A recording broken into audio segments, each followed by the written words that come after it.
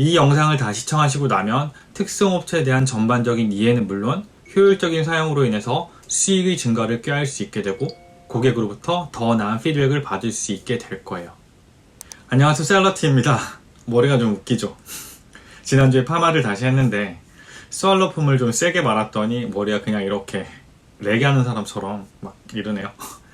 와이프가 유치원 친구 엄마들 보기에 창피하다는데 이젠 이런 거 안 해야겠네요. 이번 영상은 지난번 영상에 이어서 해외 배송 서비스 파일치기 두 번째 영상, 특성업체 이용의 장단점과 종류와 함께 효율적으로 사용할 수 있는 방법들을 알려드릴 거예요. 이 영상을 다 시청하시고 나면 특성업체에 대한 전반적인 이해는 물론 효율적인 사용으로 인해서 수익의 증가를 꾀할 수 있게 되고 고객으로부터 더 나은 피드백을 받을 수 있게 될 거예요. 시작해 볼게요. 먼저 특성업체의 기본적인 특징은 장단점과 함께 알아볼게요. 특성업체의 장점은 첫 번째, 빠른 배송 속도. 특성업체의 기본적인 특징은 아주 빠르다. 이름에서 특송이잖아요. 특송. 특성업체에 따라 그리고 각각의 서비스에 따라 다르지만 미국의 경우에는 1, 2일, 늦어도 3일이면 도착할 만큼 아주 빠른 편이에요. 두 번째, 낮은 분실률. 분실 및 배송에 대한 부분은 거의 걱정 안 하셔도 돼요. 우리 사무실에서 픽업을 하는 순간부터 고객에게 도착할 때까지 풀 트래킹이 다 되기 때문에 분실에 대한 문제는 거의 제로라고 보시면 돼요. 세 번째, 고객 미수치 클레임 감소.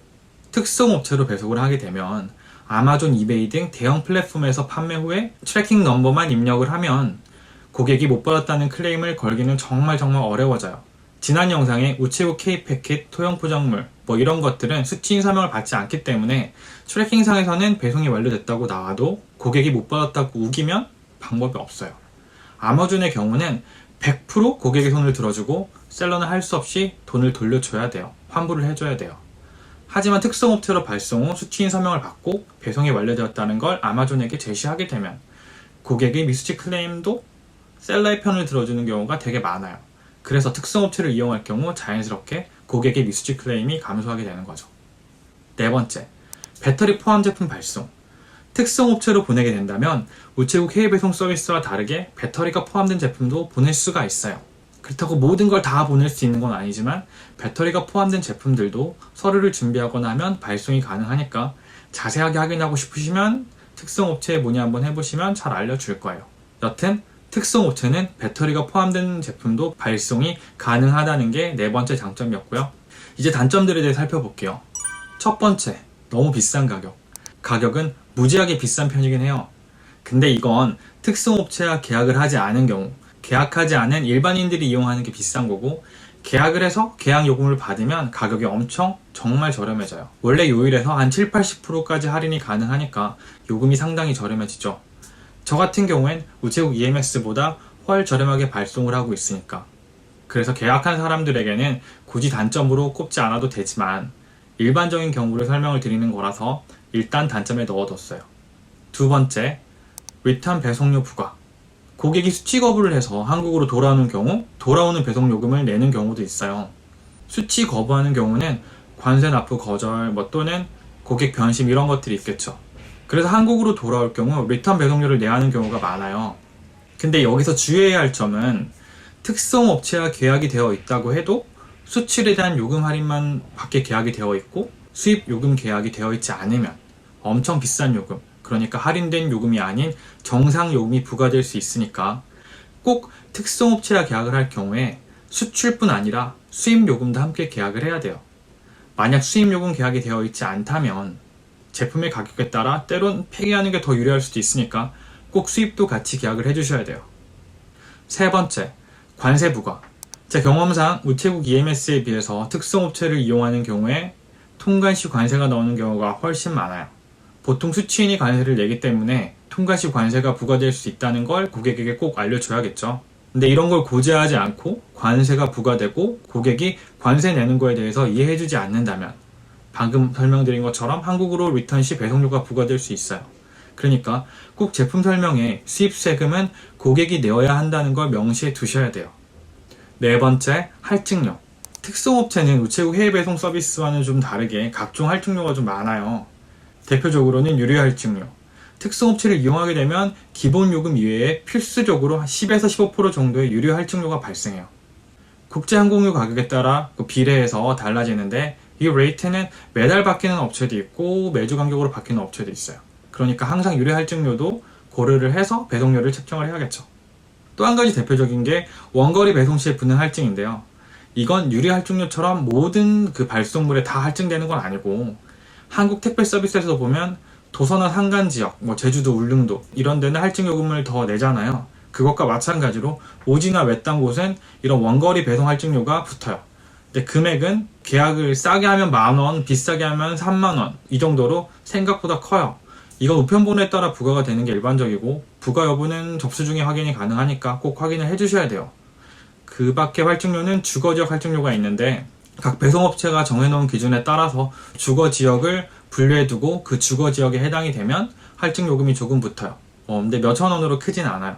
이것 또한 접수 중에 확인이 가능하니까 한번 확인해 보시면 되고요. 5번째, 부피무게 적용. 이건 우체국도 2021년부터 부피무게를 적용하기로 했기 때문에 이게 단점인가 해서 넣을까 말까 고민 좀 했었는데 특성업체는 우체국이나 다른 사설업체보다 좀 더 엄격하게 부피무게를 측정하기 때문에 넣어뒀어요. 특성업체는 짤 없이 부피무게를 적용해요. 엑스레이로 상자의 부피를 측정하기 때문에 배가 좀 부풀어 오는 상자 이런 경우에는 실제 가로 세로 높이보다 좀 더 크게 측정되는 경우가 허다해요. 그리고 부피무게를 계산할 때 나누는 값이 우체국은 6,000, 다른 사설업체들은 6,000 또는 5,000인데 특성업체는 거의 다 5,000이에요. 5,000으로 나눠주니까 6,000으로 나눠주는 다른 업체들보다 부피무게가 더 많이 나오게 되겠죠. 이 정도면 장단점으로 분류한 특징 정리가 어느 정도 된 것 같아요. 이제 특성업체의 종류에 대해서 한번 말씀을 드려볼게요. 특성업체는 우리가 흔히 알고 있는 DHL, FedEx, UPS 등이 대표적이죠. 여기서 혹시나 해서 설명을 드리는데 UPS와 USPS는 헷갈리면 안 돼요. UPS는 DHL, FedEx 같은 종류의 특성업체이고 USPS는 미국 우체국이에요. 우체국은 빠르진 않지만 저렴하게 배송하는 거니까 미국 우체국인 USPS와 특성업체인 UPS는 헷갈리지 마시길 바라요. 초보분들 중에 간혹 헷갈려하는 분들이 계셔서 먼저 말씀을 드려봤고요. 먼저 DHL부터 알아볼게요. 우리가 특성업체라고 이용하는 DHL은 정확히 말하면 DHL 익스프레스라고 불러야 돼요. 이걸 이해하기 위해서 간단히 설명하면 도이치포스트 DHL 그룹이라는 회사가 있고 그 아래에 DHL 익스프레스, DHL 이커머스, 그리고 포워딩 등을 하는 사업부로 나눠져 있어요. 그 익스프레스는 특성업체, 이커머스는 우체국과 비슷한 일반적인 배송 서비스, 그리고 포워딩은 말 그대로 물류 포워딩을 해주는 거예요. 근데 포워딩은 일단 해외 직배송과 관련이 없으니까 제외를 하고 DHL 익스프레스와 이커머스를 비교하면 익스프레스가 속도는 더 빠르지만 비싸고 이커머스는 속도는 좀 더 늦지만 싸요. 하지만 DHL 이커머스를 들어보신 한국분들은 그렇게 많지 않을 거예요. 왜냐면 아쉽게도 우리나라에서는 DHL 이커머스는 아직 서비스를 제공하지 않으니까요. 그래서 우리 한국 사람들은 그냥 DHL 그러면 특성업체인 DHL 익스프레스라고 생각하고 이용하는 거죠. 오늘 제가 설명을 드리는 것도 DHL 익스프레스인 특성업체고요. DHL 익스프레스는 배송 시간에 따라 다양한 서비스를 제공하는데 주로 제일 가성비가 좋은 서비스가 DHL 익스프레스 월드와이드라는 서비스예요. 그냥 다른 서비스는 다 모르셔도 되고요. 그냥 해외 판매를 할 때 쓰는 건 익스프레스 월드와이드라고 생각하면 돼요. 그 밖의 서비스는 정말 딱 그 시간에 도착해야 하는 엄청 긴급한 서류, 제품들을 이용하는 거고 해외 판매를 위한 경우는 굳이 아침에 들어갈 필요도 없고 하루만 도착할 필요도 없잖아요. 그날 아무 때나 들어가도 되고 그리고 결정적으로 DHL 익스프레스와 계약을 하면 이 익스프레스 월드와이드 기준으로 요금을 계약을 하게 되는 경우가 대부분이에요. 익스프레스 월드와이드의 배송 속도는 다른 특성업체와 마찬가지로 미국 기준 통관 문제나 특별한 사유가 없다면 2, 3일 안에는 다 도착해요. 엄청 빨라요. 그리고 다음으로는 FedEx.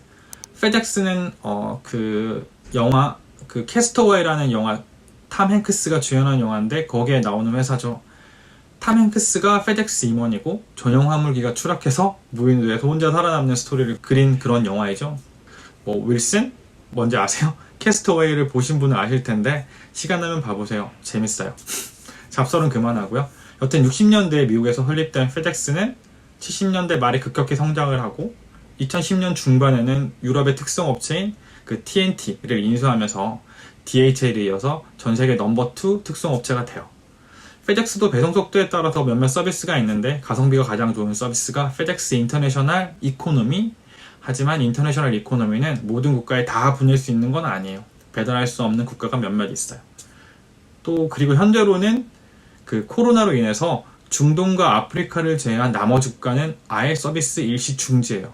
그래서 현재는 인터내셔널 이코노미 바로 윗단계인 인터내셔널 프라이어리티를 많이 이용하죠. 가격 차이가 그렇게 많이 나지 않으니까 인터내셔널 프라이어리티를 이용해도 괜찮아요. 인터내셔널 프라이어리티는 미국의 경우에는 바로 보낸 다음 날에 도착하니까 엄청 빠르죠. 마지막으로 UPS. UPS도 미국 회사예요. UPS도 배송 서비스 종류가 무지하게 많은데 가성비가 가장 좋은 서비스가 익스프레스 세이버랑 익스퍼다이트라는 그 서비스예요. 배송 기간은 익스프레스 세이버가 3일 정도, 익스퍼다이티드가 한 5일 정도 걸리고요. 가격은 익스프레스 세이버가 더 비싸겠죠. 근데 이게 UPS랑 어떻게 계약하냐에 따라 다른데요. 저 같은 경우에는 그 예전에 계약을 할 때 세이버가 그 익스퍼다이티드보다 할인을 더 많이 받아서 더 싸요. 좀 이상하긴 한데 이건 영업사원이랑 어떤 계약을 맺었냐에 따라 다르기 때문에 딱히 뭐가 답이다라고 말씀은 못 드리겠어요. 둘 다 가격 비슷하고 UPS에서 가성비 제일 좋은 서비스다라고 알고 계시면 되겠어요. 특성업체는 이렇게 DHL, FedEx, UPS 이 세 가지만 알고 계시면 되고요. 특성업체를 이용해보고 싶다 하시는 분들은 각 특성업체의 고객센터로 전화해서 할인율 문의를 한번 해보세요. 그러면 영업사원을 배정을 해주고 계약을 하시면 되는데요. 근데 여기서 문제가 좀 하나 있어요. 아주 치명적인 문제. 물량이 적다면 계약이 힘들 수도 있다는 거죠. 그리고 계약이 된다고 해도 물량이 적다면 할인율이 적을 수도 있어요. 초보셀러에겐 정말 안 좋은 부분이죠.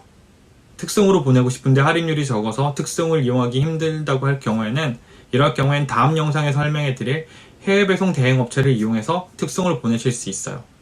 간혹 좀 더 느린 저렴한 사설 업체를 이용하면 되지 굳이 왜 특성 업체를 이용해야 하냐라고 물어보는 분이 계신데 이건 닭이 먼저냐 달걀이 먼저냐의 질문과 같은 거라고 생각해요. 처음에는 조금은 손해를 보더라도 3, 4일 안에 고객에게 배달해주고 좋은 피드백을 쌓아가려면 처음부터 특성 업체를 이용하시면 되고 그냥 지금은 시간은 좀 더 걸리지만 저렴하게 이윤을 남기면서 사업을 키워가고 싶다고 하시면 지난 영상의 우체국이나 다음 영상의 사설 업체를 이용하시면 돼요. 선택은 100% 본인의 몫이에요. 오늘 영상이 많은 도움이 되셨길 바라며 다음 영상에서는 사설 배송 업체들과 해외 배송 대행 업체들을 정리 한번 해볼게요. 시청해주셔서 감사합니다.